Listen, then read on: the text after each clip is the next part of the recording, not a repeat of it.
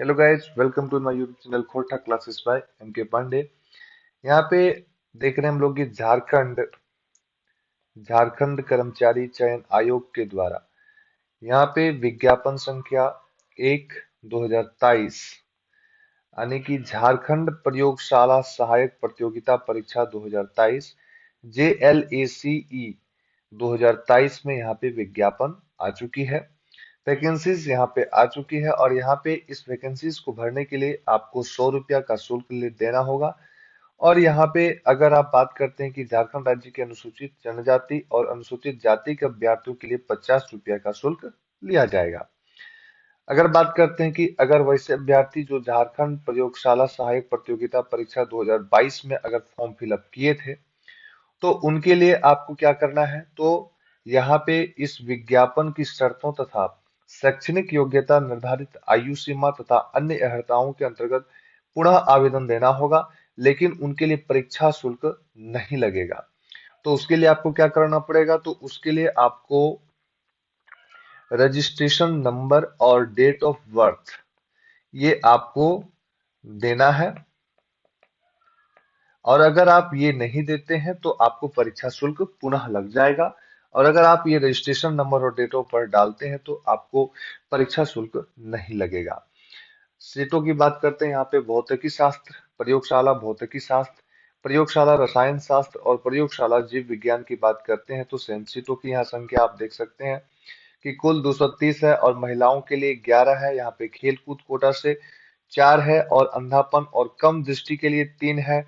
बहरापन एवं श्रवण निशक्तता के लिए 2 है और चलन निशक्तता या सेरेब्रल पॉलिसी के लिए 2 है। और ये स्वालीनता बौद्धि बौद्धिकनी निशक्तता एवं बहु निशक्तता के लिए 2 यहाँ पे है। तो सेम यहाँ पे आप देख सकते हैं कि यही चीज आपको रसायन शास्त्र में भी मिलेगा और यहाँ पे जीव विज्ञान में भी मिलेगा। अब बात करते हैं कि यहाँ पे क्या योग्यताएं होनी चाहिए, तो आप देख सकते हैं कि यहाँ पे योग्यता जो है वो राज्य सरकार या केंद्र सरकार या विश्वविद्यालय अनुदान आयोग द्वारा मान्यता प्राप्त विश्वविद्यालय महाविद्यालय से भौतिकी शास्त्र, रसायन शास्त्र एवं जीव विज्ञान में से किन्हीं 2 विषयों में 50% अंकों के साथ स्नातक की डिग्री अनिवार्य होगी। लेकिन अगर आरक्षित अभ्यर्थियों के लिए बात करते हैं तो 45% की आवश्यकता है आपको वहां पे, किसके साथ स्नातक की डिग्री अनिवार्य है। यानी कि जो देख सकते हैं कि जो आरक्षित है उनके लिए 45% की आवश्यकता है। ये किसके लिए, तो तीनों के लिए, भौतिकी शास्त्र के लिए, रसायन शास्त्र के लिए और जीव विज्ञान के लिए। अब एक बात यहाँ पे गौर करते हैं कि अगर आप यहाँ पे क्या लिखा हुआ है कि किन्हीं 2 विषयों में अलग अलग 50% या 45% अंक प्राप्त करना अनिवार्य होगा।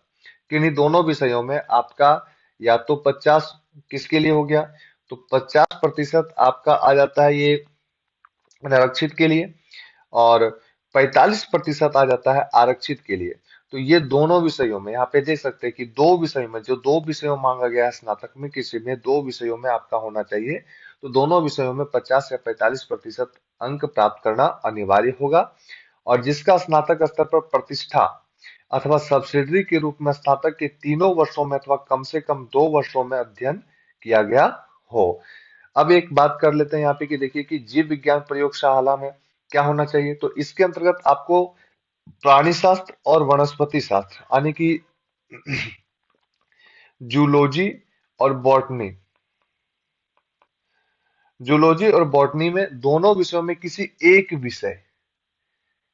एक विषय में स्नातक स्तर पर प्रतिष्ठा होना चाहिए और अथवा सब्सिडरी के रूप में स्नातक के तीनों वर्षों में अथवा कम से कम 2 वर्षों में अध्ययन किया गया हो तथा उसमें अलग अलग यानी कि अगर जूलॉजी में 50 हो जनरल के लिए तो बॉटनी में भी 50, जूलॉजी में आपका 45 है तो इसमें भी 45, यानी कि ये अलग अलग अंक के साथ स्नातक की परीक्षा में उत्तीर्णता होनी चाहिए, तभी आप जीव विज्ञान में स्नातक माना जाएगा और आप प्रयोगशाला सहायक जीव विज्ञान के लिए आप फॉर्म फिलअप कर सकते हैं।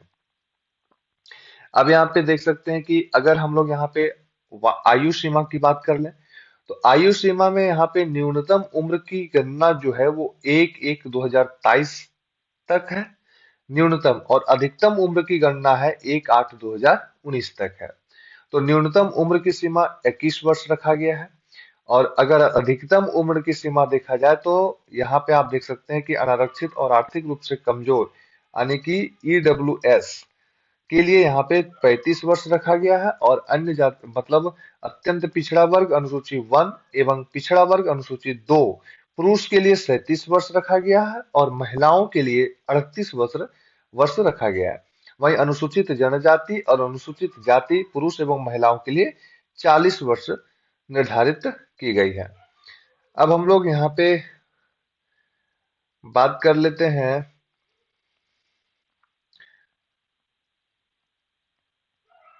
परीक्षा किस प्रकार होगी। तो परीक्षा का स्वरूप का अगर हम लोग यहाँ पे देखें तो परीक्षा का जो स्वरूप है वो सीबीटी माध्यम से ली जाएगी, और किसी विषय की परीक्षा यदि विभिन्न समूह में लिया जाता है तो अभ्यर्थियों के प्राप्तांक का नॉर्मलाइजेशन किया जाएगा, यानी कि एक ही सब्जेक्ट का अगर भिन्न भिन्न डेट में परीक्षा होती है तो आपका नॉर्मलाइजेशन वहां पे होगा। कंप्यूटर आधारित परीक्षा के आधार पर अभ्यर्थियों की मेधा सूची उनके प्राप्तांक के नॉर्मलाइज्ड अंक के आधार पर तैयार किया जाएगा, तथा परीक्षा फल प्रकाशन के पश्चात उन्हें नॉर्मलाइज्ड अंक ही दिया जाएगा। अब देखिए परीक्षा का स्वरूप किस प्रकार होना चाहिए, किस प्रकार होगा। तो परीक्षा एक चरण यानी कि मुख्य परीक्षा में ली जाएगी, और इसके लिए आपको वहां पे देख सकते हैं कि वस्तुनिष्ठ एवं बहुविकल्पीय उत्तर युक्त होंगे। अब यहाँ पे प्रश्न हिंदी एवं अंग्रेजी भाषा दोनों में होंगे। ध्यान देना है कि प्रश्न जो आपका है वह हिंदी भाषा और अंग्रेजी भाषा यानी बोथ लैंग्वेज में आपका क्वेश्चन पेपर रहेगा। मुख्य परीक्षा जो परीक्षा होगी उसका पैटर्न क्या है, तो यहाँ पे आपके पास दो पेपर होगा। एक पेपर जिसमें सामान्य ज्ञान एवं हिंदी भाषा की परीक्षा होगी जिसका अंक 100 अंक होगा। और अगर हम लोग यहाँ पे बात करते हैं कि जिस विषय में आप नियुक्ति होना है, जैसे कि जीव विज्ञान है, रसायन शास्त्र है या भौतिकी विज्ञान है, तो वहां से आपको 300 अंक का प्रश्न पूछा जाएगा। प्रश्न कैसा रहेगा, तो देख सकते हैं कि 100 प्रश्न होंगे प्रश्न पत्र 1 में। अगर आप देखते हैं तो यहाँ पे 100 प्रश्न होंगे, 50 प्रश्न आपका सामान्य ज्ञान से रहेगा और 50 प्रश्न हिंदी भाषा से होंगे। प्रश्न पेपर 1 में अगर बात करते हैं, तो यहाँ पे आपको हिंदी और यहाँ पे जीएस 50 हिंदी और 50 जीएस कुल मिलाकर 100 क्वेश्चन यहाँ पे होंगे। प्रत्येक क्वेश्चन आपका 1 नंबर का होगा, कुल आपका 100 मार्क्स हो जाएंगे। वहीं पे अगर हम लोग प्रश्न पत्र पेपर 2 का बात करते हैं तो पेपर 2 में आपको 150 प्रश्न पूछे जाएंगे और एक प्रश्न 2 नंबर के होंगे। कुल अंक आपका 300 नंबर का हो जाता है। अगर बात करते हैं कि आपका यहाँ पेपर 1 जो है ये आपका क्वालिफाइंग पेपर है। अगर आपका पेपर 1 में 33% अंक नहीं आते हैं तो आपका पेपर 2 की कॉपी चेक नहीं की जाएगी, इसलिए पेपर 1 को भी हल्के में नहीं लेना है। 33% आपको 33% से एबव आपका स्कोर होना चाहिए या 33% होनी चाहिए, तभी आपकी प्रश्न पत्र 2 की पुस्तिका को चेक किया जाएगा।